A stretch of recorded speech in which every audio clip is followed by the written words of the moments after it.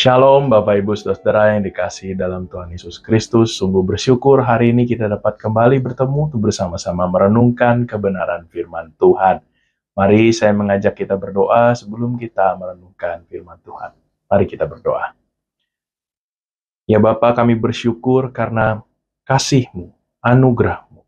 Kami bisa kembali menikmati satu hari lagi dari Tuhan. Pada saat ini kami akan merenungkan kebenaran firman Tuhan, kiranya Engkau yang menolong kami, agar dapat mengerti, memberikan kami hikmat, untuk tentunya juga menolong kami untuk dapat melakukannya dalam kehidupan kami. Urapilah hamba-Mu yang akan membawakannya, kiranya Engkau boleh berbicara sesuai dengan kehendak-Mu melalui dia. Terima kasih ya Tuhan, dalam nama Tuhan Yesus kami berdoa. Amin. Bapak Ibu Saudara, renungan hari ini diambil dari Lukas 8 ayat 22 sampai 25 dengan tema Saat Tuhan Terasa Diam.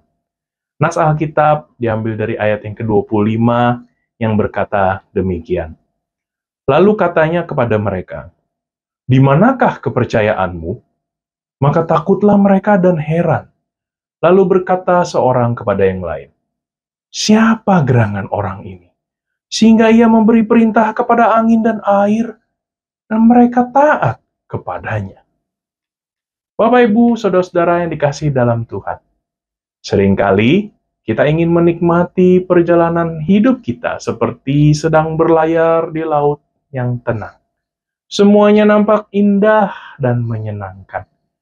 Tetapi ada saatnya di mana badai yang mengganggu ketenangan kita itu datang secara tiba-tiba. Seperti kabar penyakit kritis, kehilangan orang yang terkasih, tekanan ekonomi, atau masalah keluarga yang akhirnya dapat membuat suasana hati kita kacau balau, dan hidup kita tidak terasa menyenangkan lagi. Hal yang lebih menakutkan lagi adalah ketika kita merasa, kok Tuhan diam ya? Kita berseru, tapi langit terasa sunyi. Kita berdoa, tapi tidak ada jawaban. Kita akhirnya menangis. Kita putus asa dan merasa sendirian di tengah badai itu. Murid-murid Yesus juga mengalami hal yang serupa. Ketika Yesus mengajak mereka untuk naik perahu menyeberangi danau, tiba-tiba badai besar datang. Air mulai masuk ke dalam perahu. Perahu mulai terguncang dan mulai perlahan seperti makin tenggelam. Murid-murid pun panik dan ketakutan. Sementara itu Yesus yang adalah guru mereka tertidur. Dengan keadaan panik, mereka membangunkan dia dan dengan penuh kecemasan mereka berkata, "Guru, kita binasa." Tapi apa yang terjadi? Yesus bangun, menghardik angin dan ombak, dan semuanya menjadi tenang. Lalu ia bertanya, "Di manakah imanmu?" Bapak Ibu Saudara, pertanyaan itu bukan untuk menyalahkan, tetapi untuk mengingatkan bahwa iman bukan hanya tentang percaya saat semuanya baik-baik saja, tapi justru tentang percaya saat Tuhan terasa diam. Bapak Ibu Saudara, terkadang kita berpikir, kalau Tuhan tidak langsung menjawab atau tidak terasa kehadirannya, jangan-jangan dia tidak peduli. Kan tetapi kenyataannya adalah Tuhan tidak pernah meninggalkan kita. Keheningannya yang kita rasakan bukan arti dari ketidakhadirannya dia.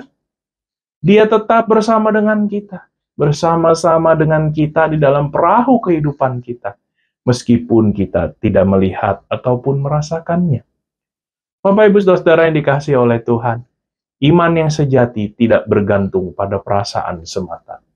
Iman yang sejati justru berkata, "Aku percaya Tuhan tetap bekerja, walaupun aku belum melihat jawabannya." Iman sejati juga berkata, Tuhan itu tidak tidur.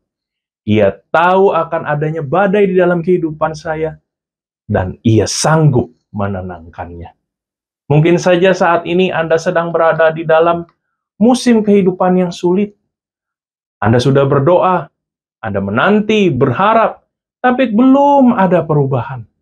Hari ini Tuhan mengingatkan, tetaplah percaya Badai kehidupan ini tidak akan menghancurkan Anda.